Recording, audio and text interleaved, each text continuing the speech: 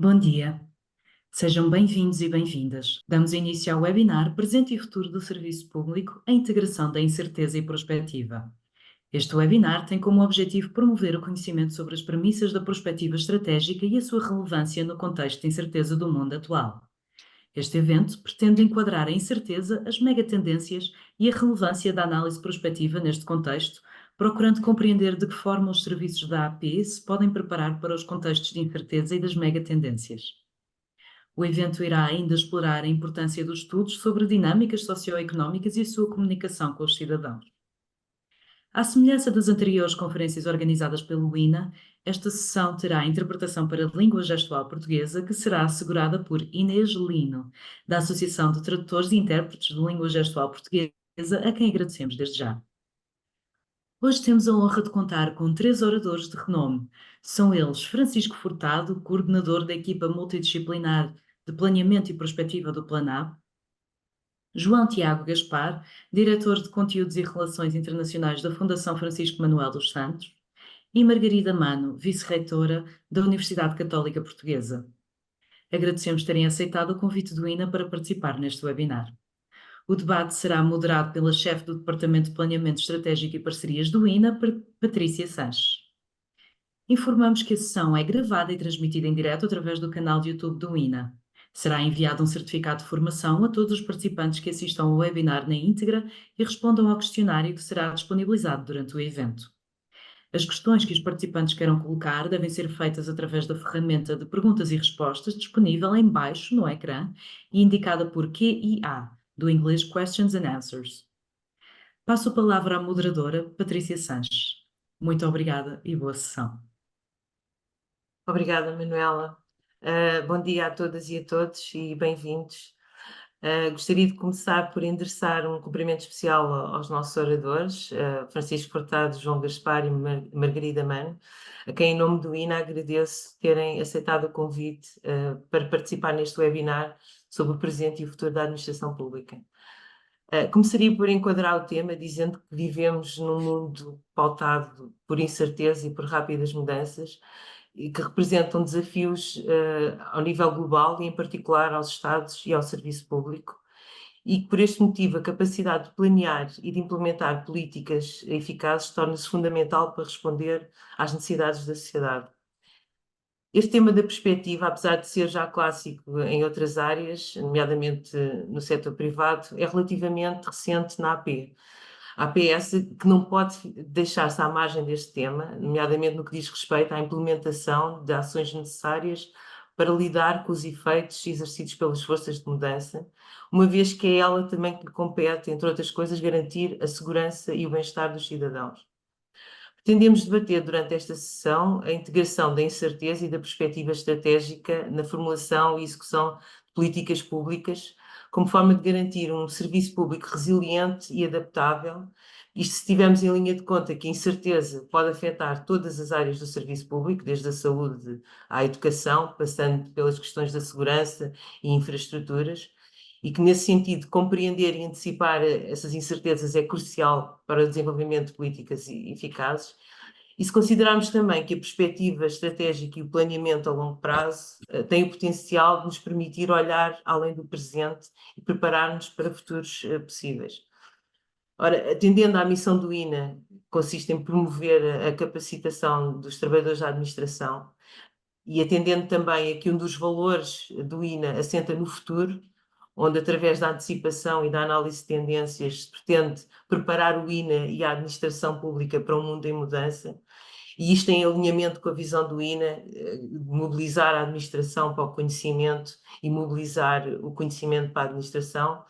Foi lançado um repto a representantes de instituições, também elas promotoras de conhecimento, dentro da academia, da administração pública e do terceiro setor, para nos ajudarem a refletir e a compreender em que medida este conhecimento pode contribuir para um serviço público mais preparado e resiliente, e que melhor que eu poderão falar sobre o contributo destas instituições neste contexto.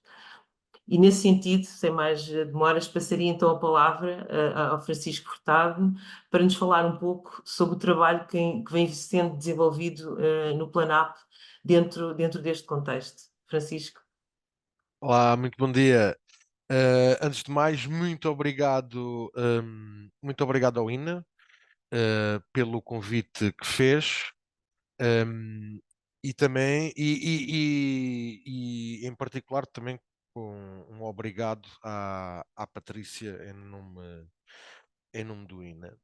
Eh, Como a Patrícia já disse, eu vou aqui apresentar de forma breve o trabalho em torno dos temas da perspectiva que o PLANAP e a REPLAN, a Rede de Serviços de Planeamento e Perspectiva da Administração Pública, têm feito ao longo do último ano e meio, cerca disso, mas eu não poderia deixar de, antes disso, dar um certo contexto um certo pano de fundo para este trabalho.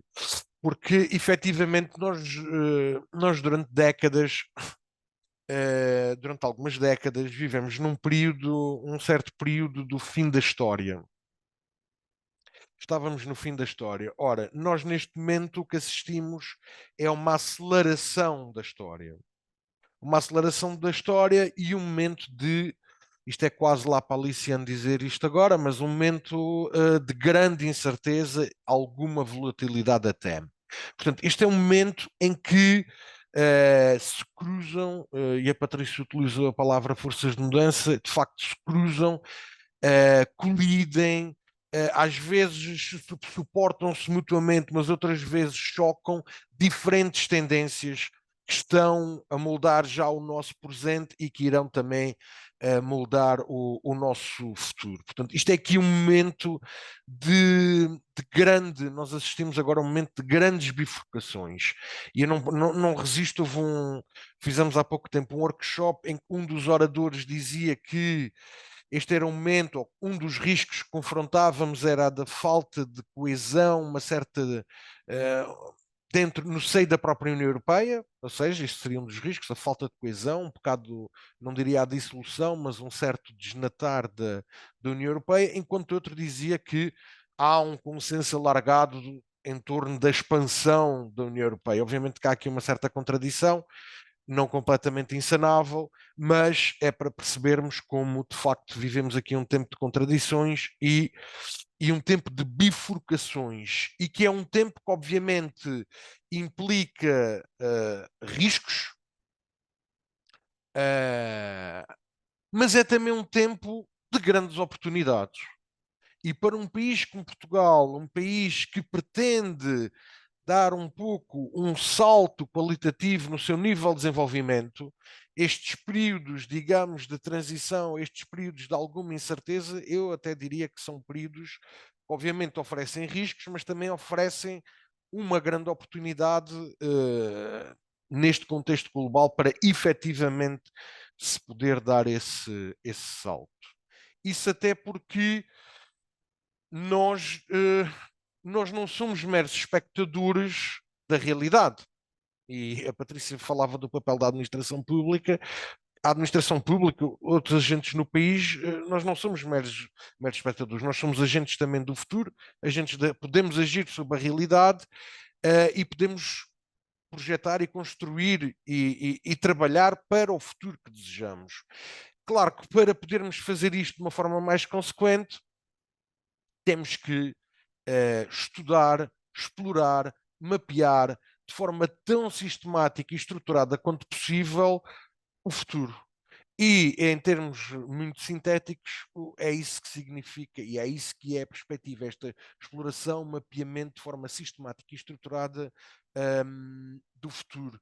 E é exatamente este o pano de fundo que leva a uma certa redescoberta destas questões da perspectiva em Portugal, na administração pública portuguesa, porque já existe uma história até com relativamente longa de perspectiva na administração pública portuguesa.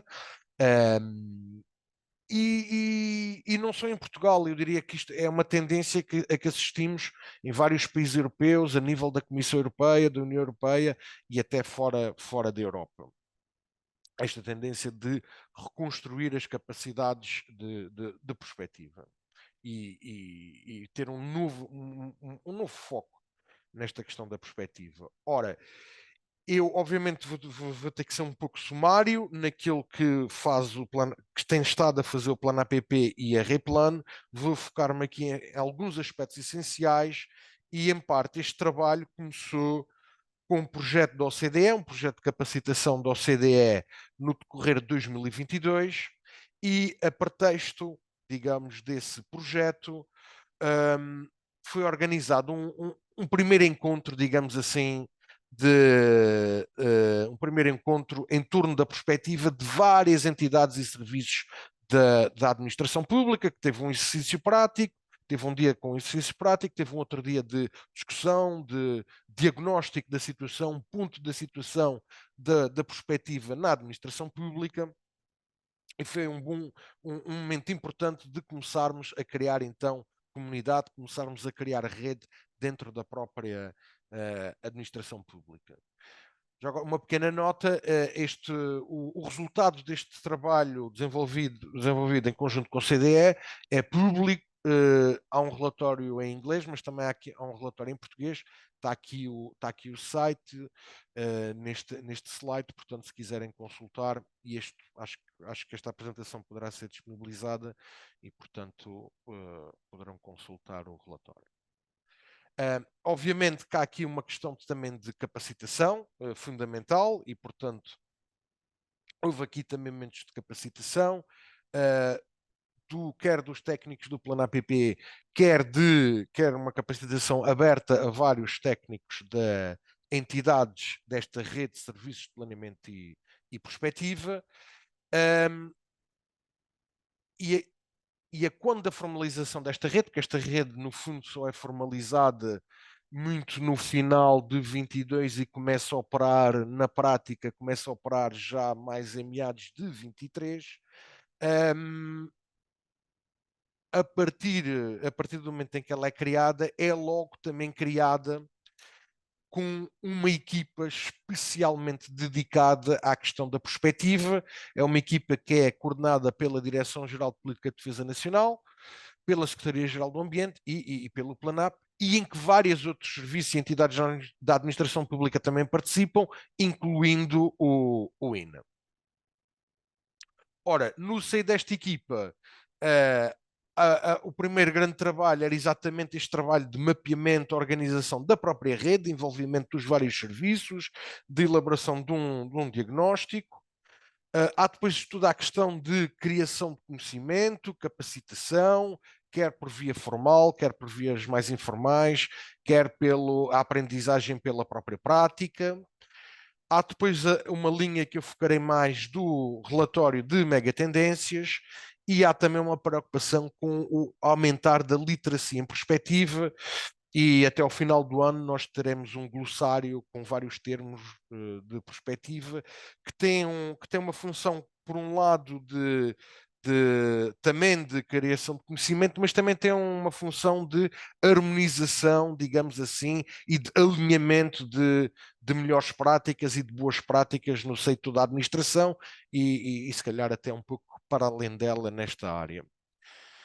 Ora, esta questão entrando na questão das megatendências e deste relatório das megatendências em que estamos a trabalhar. Ora, as megatendências, como está aqui descrito, são estas forças estruturais de longo prazo que já se sentem no presente e que irão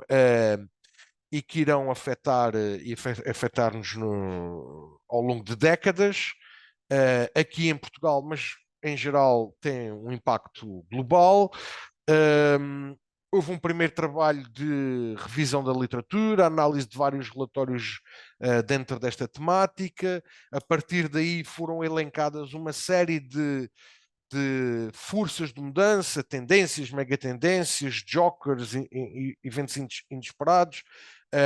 Portanto, isso foi tudo coligido, foi criada uma base de dados com isso, e depois, num conjunto de workshops, essas forças de mudança foram sendo, digamos, filtradas, condensadas, quer com workshops, que também envolveram consultas e debates com peritos em diferentes áreas. Chegámos então a um relatório inicial acerca destas foram 9 megatendências. O QR Code está no slide, também está disponível no site do Plano APP também, e em vários outros sites de outros serviços da administração pública que colaboraram, cerca de 10 ou 12 serviços colaboraram na elaboração deste relatório. E após a elaboração deste relatório, que este ainda é um relatório, digamos, uma breve introdução, é um relatório introdutório.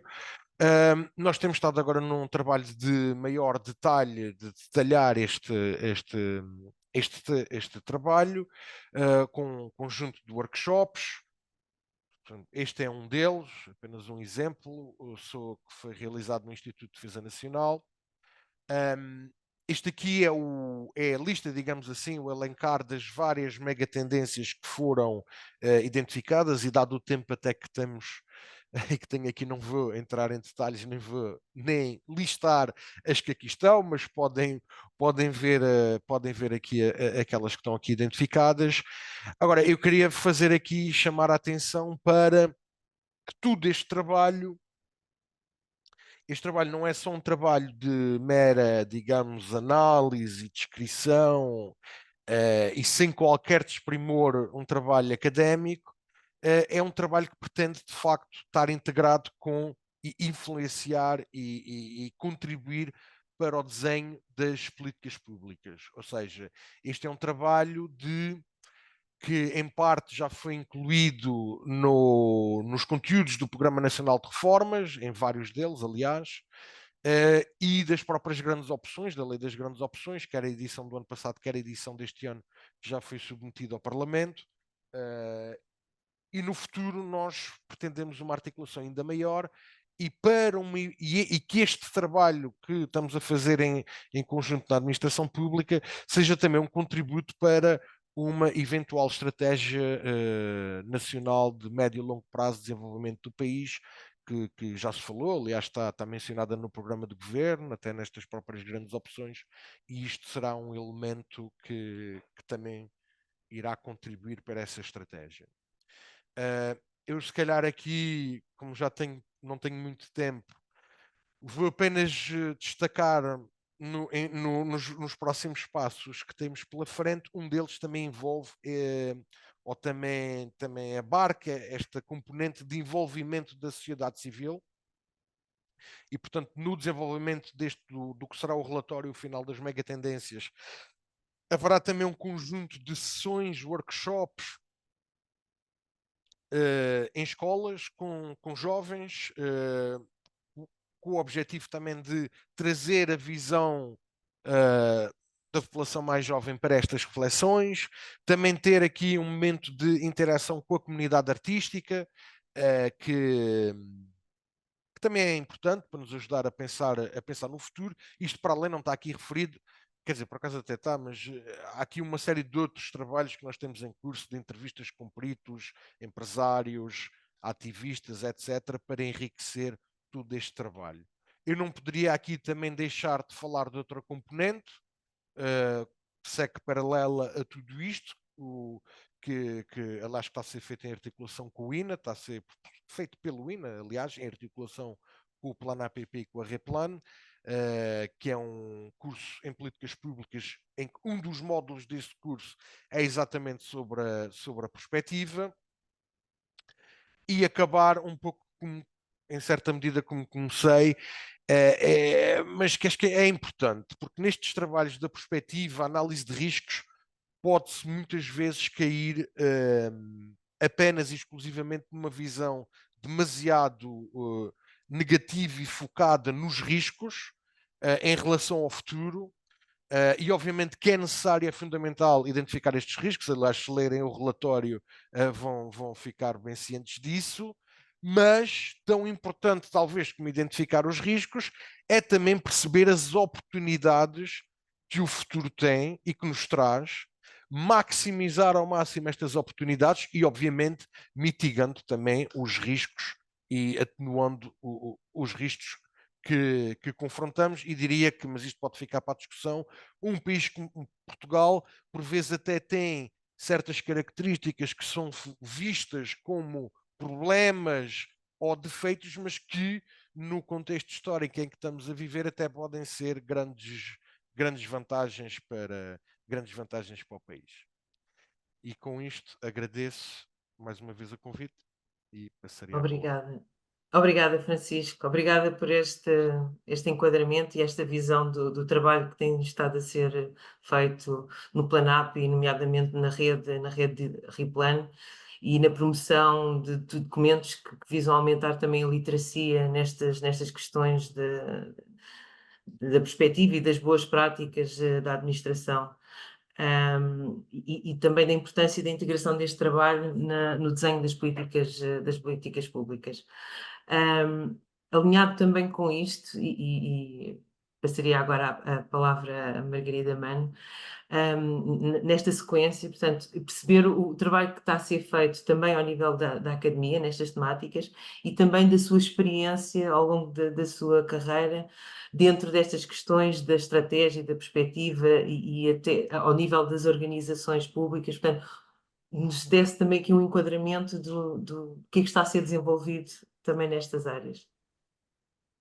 Muito obrigada, muito bom dia a todos, muito obrigada também ao INA pelo convite, à doutora Luísa Neto e em concreto à Patrícia Sanches. Nós tiramos os títulos, não é? E muito bem, porque de facto é um privilégio estar aqui e cumprimento o Francisco Furtado e cumprimento o João Gaspar.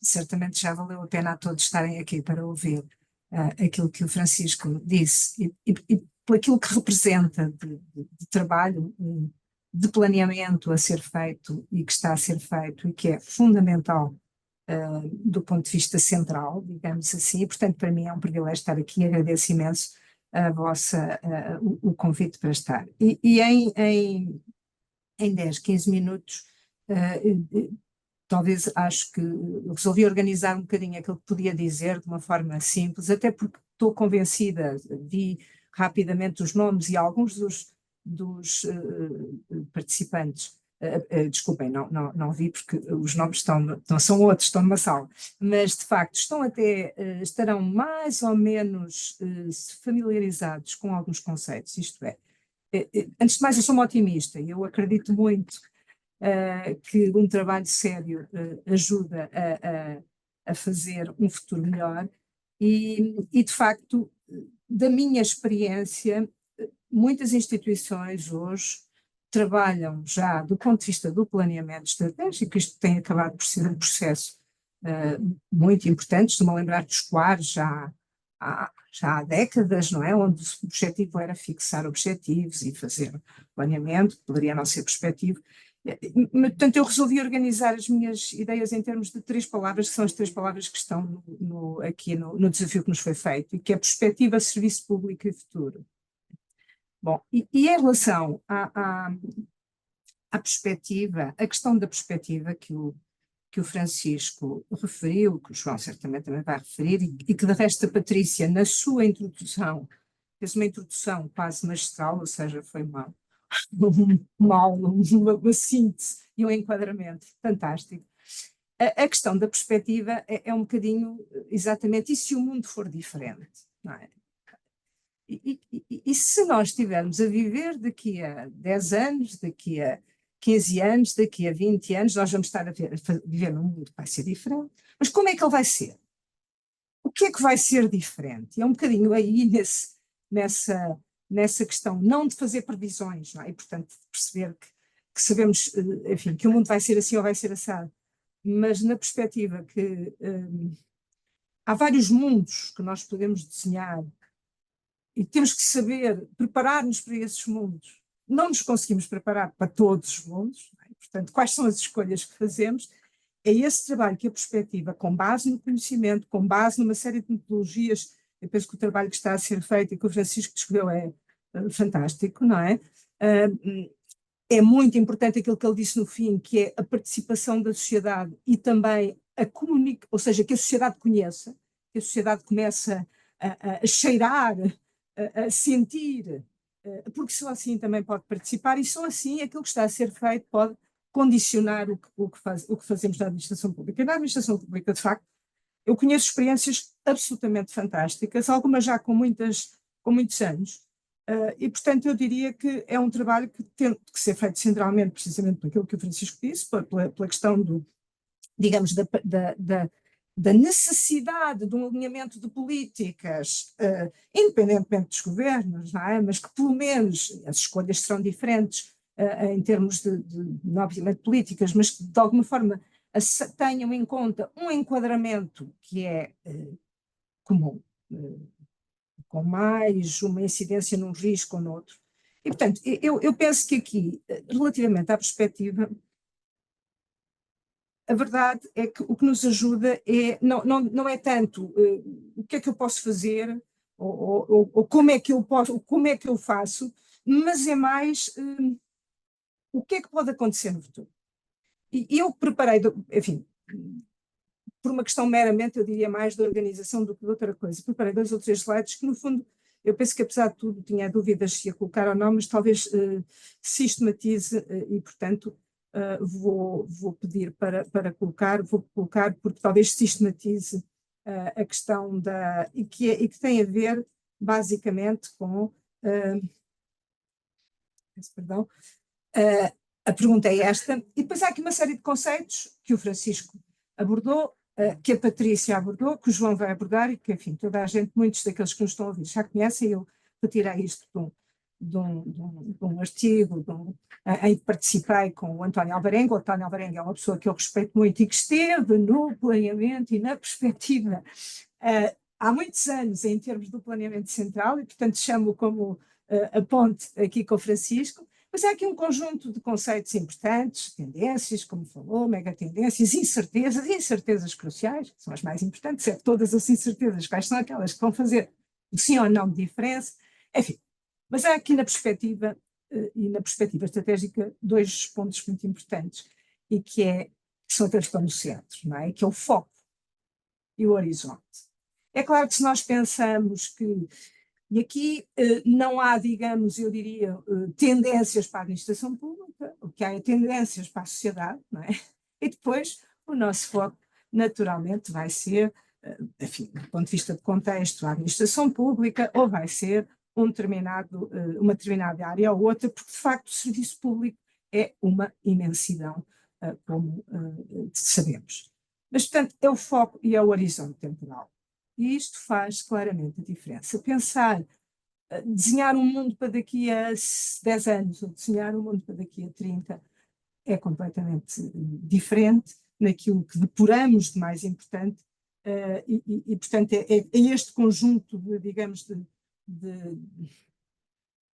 conceitos, de variáveis onde a perspectiva trabalha e que, no fundo, depois temos vários aspectos. Eu penso que o relatório que o Francisco referiu é obrigatório ler. Eu confesso que já tinha ouvido falar, não tinha visto e vou ler. Não tenho, acho que enfim, dei uma vista de olhos agora rapidamente nas 9 tendências que estão, enfim, são claramente, encontramos-las de vários sítios, mas se olhamos para o World Economic Forum e temos há 2 anos, só é 2 anos, só é médio e longo prazo porque estamos com muita incerteza, não é? Porque 2 anos tradicionalmente não era um horizonte temporal que se colocasse, tinham 5.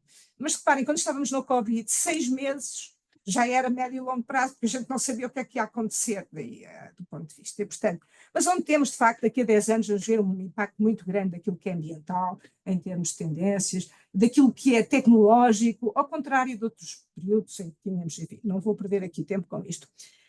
Então a minha questão e se o mundo for diferente, aqui a questão, e para a administração pública então, o que é que muda? Ou seja, das forças de mudança que o Francisco, das centenas, quais é que são relevantes? Quais são os riscos que são relevantes?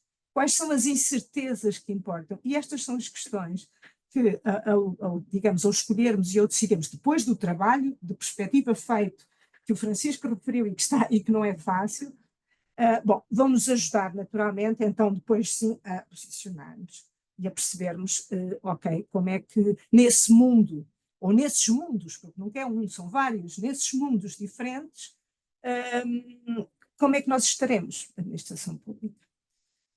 E obviamente que isto não é futurologia, não é? Ou seja, a administração pública vai depender de vários aspectos, vai depender daqui a 10 anos, vai depender dos recursos que forem afetados à administração pública, vai depender das pessoas, das competências, das capacitações que estiverem na administração pública, vai depender dos governos e das políticas e da forma como olharem para a administração pública. Portanto, nós não podemos fazer futurologia no sentido de dizer vai ser assim, não. Aquilo que nos interessa é perceber a que é o serviço público, e eu digo, falo em administração pública, mas erradamente, o serviço público, de uma forma mais abrangente, desculpem. Mas, portanto, o que é que tem que antecipar para estar preparado para. Bom, e é claro que eu não vou, é mais fácil fazer perguntas do que dar respostas, não é? E, portanto, eu aqui penso, aliás, ninguém esperará que daqui penso que o Francisco foi talvez a pessoa que mais respostas deu pelo aquele trabalho que apresentou feito, pelo menos, enfim. E agora aqui, no serviço público, eu fui buscar ao João, à Fundação Francisco Manuel dos Santos, na página está aqui uma definição de serviço público, que eu achei muito boa para aquilo que nos interessa, porque nós, de facto, o serviço público é uma imensidão, constitucionalmente vai da soberania do Estado, como a defesa, a justiça, a segurança, até aquilo que são a educação, a saúde, a comunicação, a rádio e a televisão. O serviço público, portanto, tem instituições completamente diferentes, da administração pública, central, etc., portanto, com autonomia, sem autonomia. Bom, mas é, sobretudo, digamos, uma enormidade de exigência. E é muito importante que tenhamos isto em conta. Bom, mas se o serviço público é isto, bom, então é claro que nós estaremos, eu diria, numa dificuldade ainda maior, não é? Porque esta imagem é do Global Risk de 2022 e podemos dizer assim, não tem nada a ver connosco. Isto tem, de facto, não tem nada a ver connosco tal e qual, mas nós, olhando, por exemplo, para o relatório de 2023, trouxe aqui de pobreza e exclusão social em Portugal, esta já é de Portugal, enfim, também eu fui roubar à net e admito que não fui enganada, mas esta pode ser de Portugal. E muitas outras se poderiam trazer aqui, onde o serviço público passa não só por aquele serviço que tem uma instituição responsável, ou várias instituições com rostos, etc., mas passa de facto, como viram, nomeadamente do ponto de vista daquilo que são as funções de soberania, por um ambiente na sociedade portuguesa que deveria ter uma boa resposta. E aqui eu peço desculpa que eu não queria, enfim, esta é uma imagem que eu quero colocar, mas noutra altura, e aqui claramente a questão que se coloca é, como de resto foi posta pelo Francisco, bom, então como é que nós vamos, digamos, atuar relativamente ao serviço público? Eu continuo agora sim a fazer, a partilhar, vou-me desculpar porque há aqui um slide que estava fora de sítio e que tem a ver assim, bom, eu perguntei ao ChatGPT ontem à noite, pus esta frase, o presente e o futuro do serviço público, para ver o que é que me dava, não é? Porque a gente anda. E o ChatGPT deu-me isto. Assim, mais do que isto, se experimentarem, foi ontem, não sei se agora já foi, se é uma alteração, com um conjunto de texto em cada um, a explicar muito bem, com uma conclusão. Portanto, deu-me que o presente era a digitalização do governo eletrônico, um bocado com português, enfim, um bocadinho brasileiro, não é? Mas um português do Brasil, transparência e prestação de contas, enfoque no cidadão, sustentabilidade e responsabilidade social, ok, tudo bem, não é?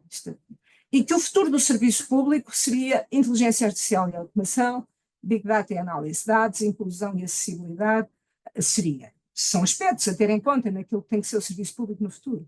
Parcerias público-privadas, capacitação e formação dos servidores públicos, cibersegurança, governança e participação cidadã. Portanto, vamos lá ver, isto é relativamente fácil então, porque nós, até humanos, por enquanto, trabalhamos em certeza, porque, enfim, não conseguimos codificar tão bem, digamos assim, e fazemos a perspectiva, e depois parece tudo relativamente fácil do ponto de vista do que é o futuro, ou seja, que é que eu quero dizer com isto? Ou, porque é que ou quais são os meus sentimentos em relação a isto? Os meus sentimentos em relação a isto são que nós, penso que na sociedade e no serviço público em particular, por um conjunto de tensões que existem, e depois darei nota a seguir, que foi talvez aquilo que me parece mais importante com que possa contribuir aqui, nós temos que aproveitar claramente aquilo de que podemos beneficiar e que temos à nossa mão do ponto de vista tecnológico e não só, de colaboração, etc. E temos que focar a nossa atenção e as nossas energias para fazer aquilo que verdadeiramente é diferenciador e cria valor. E isto, enfim, é uma frase, se calhar, aparentemente poderá parecer redonda e que se aplica a qualquer, ok, mas eu penso que no serviço público se aplica de sobremaneira. Isto é, quando nós vamos ao ChatGPT, ele nos dá aqui uma lista de aspectos importantes para o serviço público. No final, eu não fiz a comparação, se pusesse o presente e o futuro da indústria, se calhar não aparecia exatamente isto. Bom, mas apareceriam outras coisas, algumas comuns, outras não. Mas quando nos dá esta lista destes 7 aspectos, eu penso que este é um bocado um senso comum de que nós já nos apropriamos e que eu penso que talvez não tenhamos bem consciência do qual vai ser o impacto, por exemplo, da inteligência artificial e automação na prestação de serviço público, embora saibamos e nos orgulhemos de muitas áreas, como o cartão do cidadão, como uma série de aspectos onde nós tivemos na automação, com a automação no sentido de apoiar e desenvolver e de dar um bom serviço público. Mas o que eu quero dizer é, nós talvez não saibamos exatamente o que é que isto vai significar, ou estejamos a subvalorizar, ou a olhar aos olhos de hoje. Mas eu penso que nenhum de nós tem dúvidas de que, de facto, estas questões, a questão dos dados, a questão da inclusão, etc., vão ser absolutamente essenciais naquilo que é o serviço público, quer do ponto de vista de quem presta o serviço público, quer do ponto de vista das instituições, quer do ponto de vista das pessoas, quer do ponto de vista da sociedade. Bom, então, qual é a questão que se coloca, ou que eu acho que pode ser... Eu peço desculpa, eu peço só para abreviar, para depois podermos fazer uma segunda Eu vou acabar dizendo o seguinte, eu penso que este é o meu último slide. Eu penso que a questão do serviço, basicamente aquilo que vai acontecer e que o Francisco diz, falou em contradições, e muito bem, eu acho que há algumas tensões que são muito fortes, num trabalho feito à perspectiva, numa análise perspectiva, e é que o serviço público vai ter que dar resposta e que eu vejo com algum otimismo, desde que naturalmente saibamos fazer as escolhas certas. Uma delas é que claramente tudo aponta, e as tendências que referiu Francisco, para uma maior diversidade de necessidades e serviços. A população vai ser mais diferente, vai haver maior diversidade, é necessária a inclusão, vai haver uma maior exigência e, portanto, claramente vai ser pedido mais.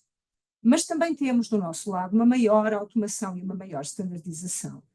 E isso vai nos permitir chegar ou prestar um serviço muito mais alargado, de uma forma muito mais fácil e eficiente. Portanto, a questão é, ou a atenção será, como conseguimos utilizar a automação e continuar a dar ou prestar um serviço de qualidade a todos aqueles que ficam fora da automação. Eventualmente, aquela imagem que eu mostrei. A outra tensão muito importante é que, do meu ponto de vista, é claro que vai haver menos recursos, há menos recursos do ponto de vista do planeta, e eu não tenho dúvida que para o serviço público, nós vivemos a fase do Covid, que foi uma fase, e é uma fase um bocadinho excepcional do ponto de vista dos recursos, vai haver menos recursos e mais escassos. Mas também é verdade que a produtividade e a criação de valor, à partida, em termos gerais, serão maiores. E, finalmente, vai haver seguramente, e espero que sim, uma maior exigência na qualidade e quantidade e também ao mesmo tempo, mais conhecimento de seres fatos. Eu diria que aqui a questão é, e concluo, e peço desculpa pelo tempo, aqui concluo que eu acho que a palavra-chave é uma palavra que foi dita pelos dois que me sucederam, o João, penso que vai estar de acordo, que é a questão de facto do conhecimento.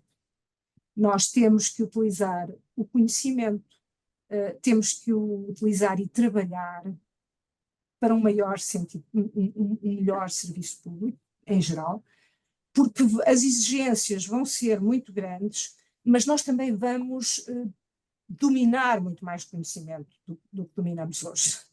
E, Obrigada. portanto, muito obrigada. Obrigada, Margarida. E pronto, passaria então agora a palavra ao João Gaspar, e nesta sequência do conhecimento, uma vez que a Fundação tem feito um trabalho notável na promoção e na divulgação desse conhecimento. João. Muito obrigado, Patrícia.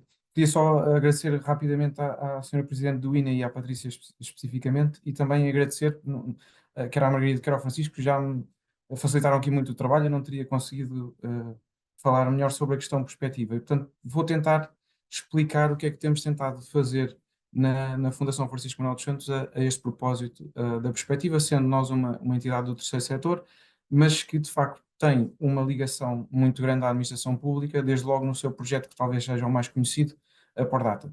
A Pordata, como sabem, é uma base de dados que inclui fontes oficiais apenas de 70 entidades, em grande medida públicas, quer nacionais, quer europeias, e que nós, no fundo, compilamos e agregamos, se quisermos, para divulgar ao grande público, fazendo jus à nossa missão, que é sui generis, num certo sentido, em Portugal, mas é, e modestamente, acho eu, cada vez mais necessária numa altura de, precisamente, muita incerteza e muita desinformação.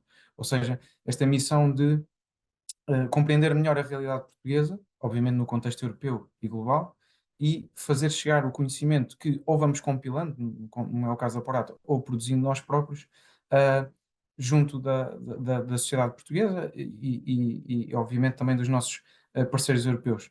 Temos várias formas de fazer chegar este conhecimento e de o produzir. Falei na Pordata, temos um plano de estudos que é conhecido, já produzimos mais de 70 estudos, mais de 200 livros, várias conferências, e temos um programa, se quisermos, de comunicação de ciência, de outreach, de chegar às pessoas mais vasto com, digamos, instrumentos audiovisuais, desde documentários que fazemos com a RTP, podcasts, videocasts, programas de rádio, etc. E esse é, lá está, a nossa componente de comunicação de ciência, que necessariamente depende muito dos dados a que temos acesso. Em relação aqui à questão dos estudos, que me parece interessante, a Fundação começou por fazer um trabalho inicial de diagnóstico, como é natural.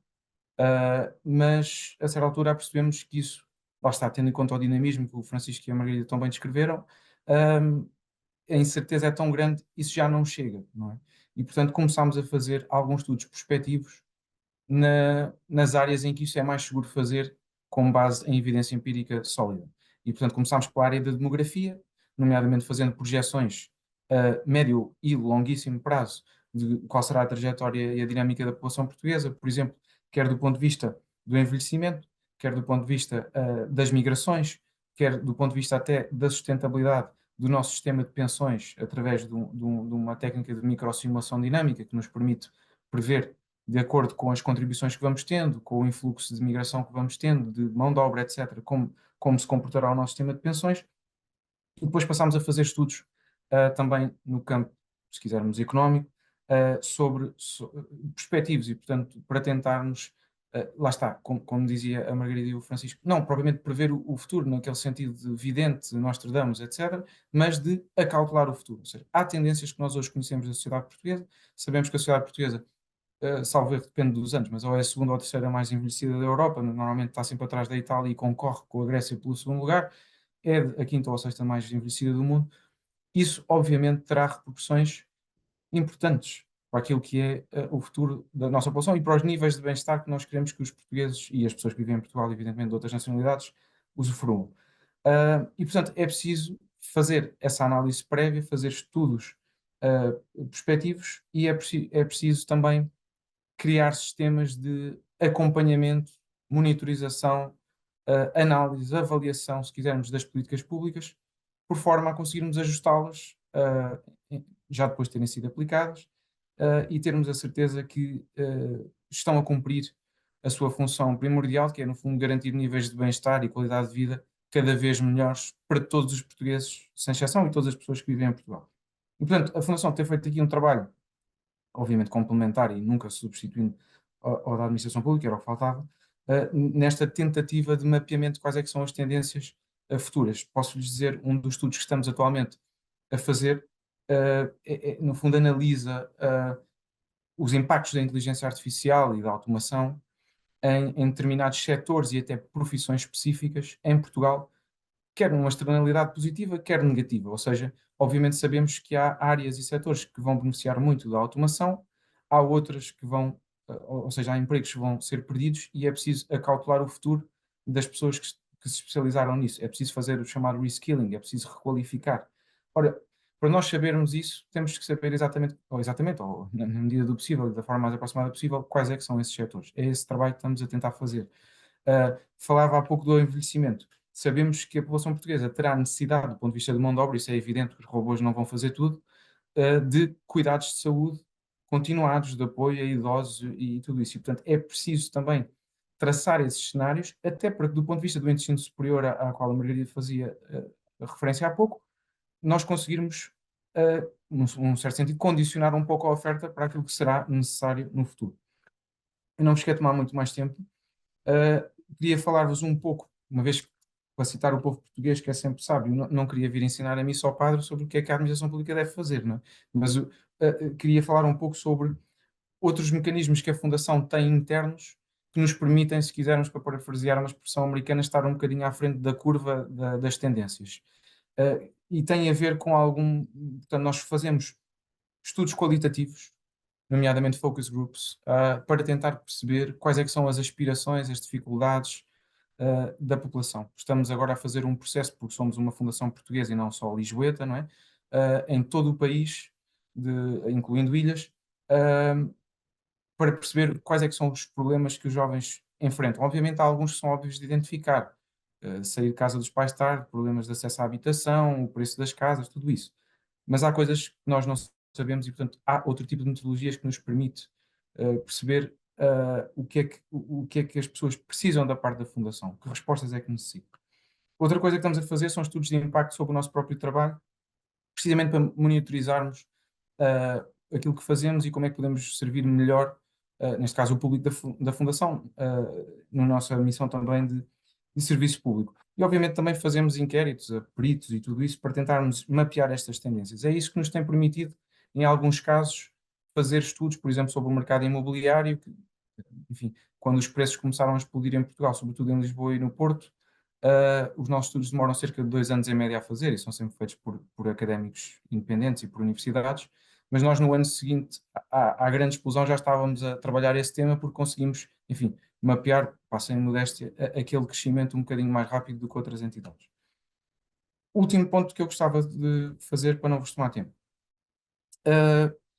Para nós conseguirmos, de facto, fazer uma análise de, não só uma perspectiva, mas também uma análise de políticas públicas de qualidade que sejam baseadas em evidência empírica e logo, teoricamente, o mais eficazes possíveis, precisamos ter acesso a dados, né, como é lógico. E, obviamente, dados anonimizados que respeitem os direitos, liberdades e garantias de todas as pessoas enfim, que possam ser possam fazer parte desses estudos, por exemplo. A Fundação Francisco Manuel dos Santos, uma das coisas que fez recentemente, para além de ter um compromisso de Open Data, ou seja, de ciência aberta, todas as suas bases de dados estarem disponibilizadas gratuitamente e online, criou também uma comissão ética independente de académicos que, no fundo, avalia os riscos, quer do acesso a dados, proteção de dados, direitos, liberdades e garantias das pessoas que são envolvidas nos nossos estudos, ab início, ou seja, antes do estudo ser adjudicado, e no fim, para termos a certeza que cumpre todos os critérios de qualidade.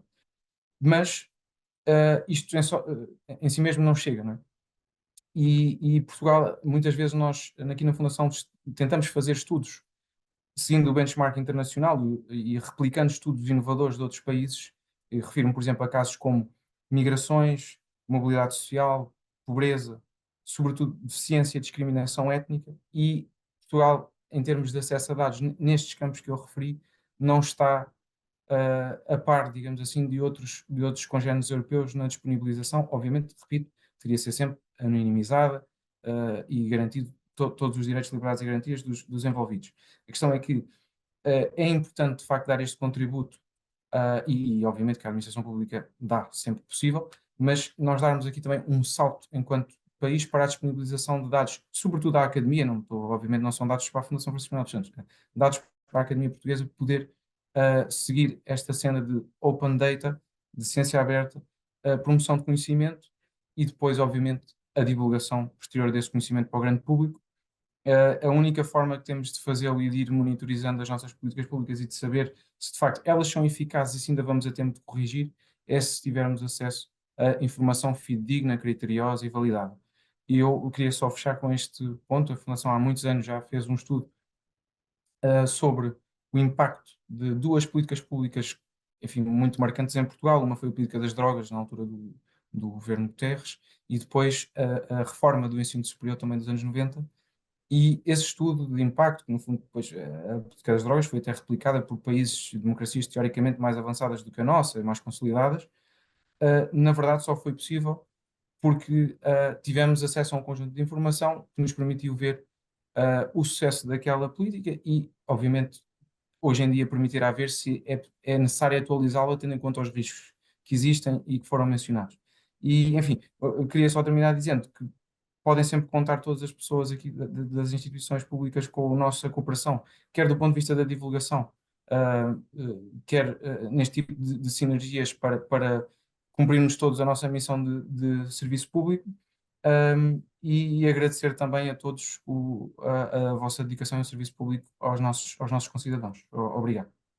Obrigada, João. Obrigada por esta visão do trabalho que está já a ser feito já há algum tempo pela Fundação também, na promoção do conhecimento portanto, um trabalho muito válido e a necessidade desta integração, deste trabalho em rede, desta colaboração, que de outra forma, de facto, seria impossível abordar estas questões que são globais, né?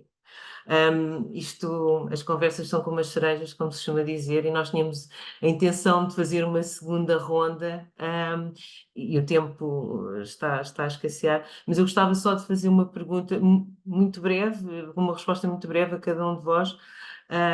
E tendo em conta também a missão do INA e os contributos que todos deram muito na área do conhecimento, para este serviço público, para esta administração pública que terá de fazer face a todas estas situações que vocês falaram, umas mais otimistas, como diria o Francisco, e outras, pronto, os tais desafios que se colocam.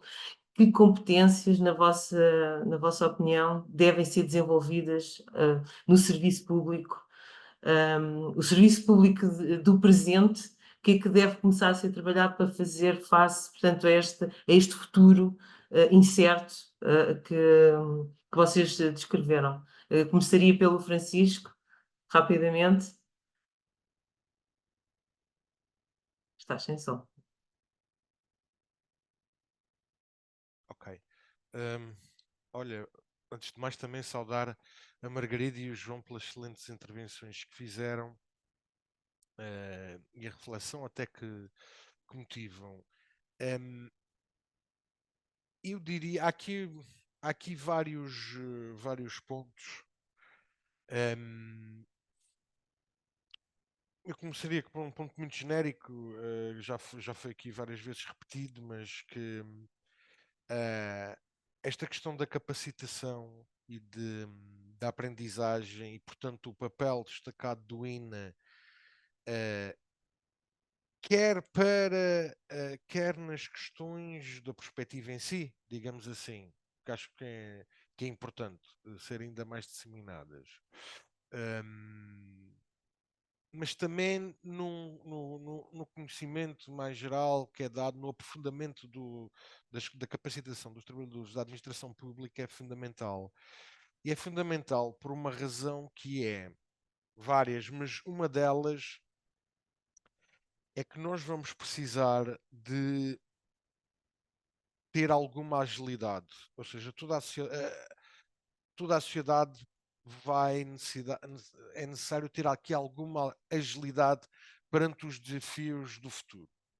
porque lá está, há incerteza, como foi dito, nós não podemos adivinhar o que é que irá acontecer, mas podemos saber que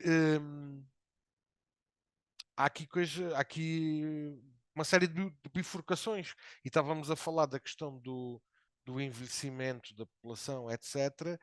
Mas, por exemplo, nos últimos anos tem havido um disparar no saldo migratório português, que era um saldo negativo, e que tem absolutamente disparado, e inclusive certas partes do território. Eu não estou a dizer que se está a assistir a uma inversão total destas tendências, mas em certas regiões do território, escolas primárias que estavam até com falta de alunos, agora estão com falta de capacidade e é preciso mais. Portanto, há aqui, e isto é só para dar um exemplo da demografia em Portugal, podiam ser dados muitos outros, há aqui de facto grandes, como também disse a Margarida, o serviço público não só vai ter que ser mais diverso, mas também vai ter que ser mais ágil na capacidade de dar resposta. E eu acho que parte desta capacidade de ser ágil tem a ver com várias coisas, mas uma delas também tem a ver com funcionários públicos mais capacitados, mais conhecedores em vários campos, obviamente no campo no campo destas novas tecnologias, mas também com um certo espírito crítico, capacidade de reflexão, um certo empoderamento, diria eu. Acho que vai ser fundamental, porque lá está, estas transições vão acontecer, mas isto também passa, isto vai para lá da capacitação, não é? Mas a capacitação é um dos elementos que irá permitir esta agilidade, este empoderamento aos Obrigada, aos Francisco. trabalhadores da função pública. Obrigada. Eu passaria à Margarida e perguntaria também, muito brevemente, como é que podemos capacitar ou reforçar estas competências, ou que competências para o serviço público? Eu concordo com isso, Francisco. Eu acho que por muito que façamos, e vamos ter que fazer muito, vamos ficar aquém. Ou seja, temos em tempos de exigências. Talvez porque estes tempos, não porque a incerteza sempre existiu, mas agora há uma velocidade que é uma variável nova. E, portanto, vai haver. O que significa que para mim, a questão muito importante é as responsabilidades. E as responsabilidades são diversas. O INA trabalha a vários níveis e acho que esses níveis têm responsabilidades diferentes. Uma das responsabilidades é claramente as lideranças. Desde as lideranças, digamos, do governo, dos governos, de quem faz política pública, e aqui faço a ligação com o que o João disse, essencial na última parte de tudo o que foi, mas aquela parte da monitorização, do acompanhamento das políticas, isso tem que ser, e isso temos que ser nós, tem que ser a sociedade, tem que ser quem faz estudos, tem que ser, e o INA tem um papel muito importante no acompanhamento das políticas, porque isso dá visibilidade aos desvios, alerta, digamos, eu acho que uma sociedade ágil, uma sociedade dinâmica, toda a gente tem o seu papel para, portanto, responsabilidades políticas. Depois há um segundo nível, que é um nível de processos e procedimentos, eu concordo com o Francisco, nós temos que ser ágil, e isso significa que há um exercício muito grande de simplificação, nos processos e nos procedimentos, e de foco, volta à questão do foco, no essencial, que é difícil, porque temos em algumas áreas máquinas muito complexas e criadas num espírito de burocracia, sem um sentido negativo, mas num sentido de processo, que tem que haver uma análise crítica e um ajustamento e uma adaptação. E depois, o importante, aquilo que disse o Francisco, em termos das pessoas, e isso todas, e aquilo que estamos aqui a fazer, penso que é muito importante, solicitados pelo INA, de aprofundamento das capacitações. E aqui eu só diria uma coisa. Eu estou convencida que, enfim, não é uma questão de fé, mas para além da questão das competências, porque eu referi, para mim o conhecimento é central. O conhecimento é central nisto tudo. Mas para além das competências, aquilo que vai ser muito importante são os comportamentos. Os comportamentos face ao imprevisto, face ao novo, face à situação que chega, que é preciso dar resposta e que não temos resposta, seja ao nível do balcão, virtual ou não, seja a nível da sociedade como um todo. Aquela agilidade que o Francisco falava, não é? Ok. Obrigada, Margarida. João, já agora também. Eu concordo com tudo, portanto vou tentar complementar com outras coisas que me parecem importantes. Eu acho que isto é válido para a administração pública e para outros componentes da sociedade portuguesa, nomeadamente Exato. da academia e do setor privado. Nós, nos últimos anos, temos conseguido qualificar imensamente a nossa mão de obra. Isso já, a minha coorte etária abaixo dos 35 já é a mais qualificada já é mais qualificado do que a média europeia, desculpem, sendo que todos sabemos como é que viemos do Estado Novo, mas a verdade é que temos apostado, por exemplo, muito em doutoramentos, temos excelentes pessoas doutoradas em Portugal, temos aqui várias, mas falta-nos uma componente de quadros intermédios que tenham capacidade de análise de dados substantiva e uma capacidade de pensar criticamente e estrategicamente dados provenientes de várias fontes, de várias ciências, se quisermos pensar uma visão de conjunto. Isso é importante para o futuro, porque já sabemos que eu tenho uma filha de 9 meses, provavelmente a profissão que ela terá daqui a 20 anos não existe hoje. E, portanto, nós não podemos continuar em Portugal a ter cursos superiores demasiado especializados, exceto raras exceções, obviamente, os médicos têm que ser especializados, mas temos que criar uma capacidade de conhecimento de banda larga que faça com que as pessoas tenham, enfim, as competências necessárias para terem essa agilidade. E há alguns componentes importantes, obviamente, de tratamento de dados, pensamento crítico, linguísticos, a questão de até de conseguirmos fazer com que na própria escola haja essa visão de conjunto, porque se pensarmos, eu não queria entrar muito por aí, mas o ensino português é dos poucos em que uma criança é obrigada a escolher uma área e a focar-se numa só área aos 15 anos. Isso já não é muito compaginável com o mundo dinâmico que nós temos, com uma economia, como eu dizia, que vai ter profissões que nós nem sequer conseguimos conceber hoje em dia, quer do ponto de vista tecnológico, quer do ponto de vista conceptual. Portanto, temos que dar um mínimo denominador comum, não só aos trabalhadores da administração pública, mas também do setor privado e, enfim, às crianças, se quisermos, alargar a todos, para terem essa agilidade mental e, se quisermos, formar aquilo que o Isaiah Berlin chamava, não o pensador que é o ouriço, ou seja, um animal que só tem uma arma, mas uma raposa que tem diversas armas para combater diferentes ameaças a cada momento. Eu acho que é isso que temos que tentar. Obrigada, João. As vossas respostas acabaram por se complementar, portanto, a parte da agilidade que o Francisco refere com os comportamentos que dizia a Margarida e agora com esta visão de banda larga de conhecimentos, como referiu o João. Eu gostaria de vos agradecer novamente imenso terem estado presentes. O tempo está a esgotar-se. Espero que a colaboração com o INA de futuro se volte a replicar.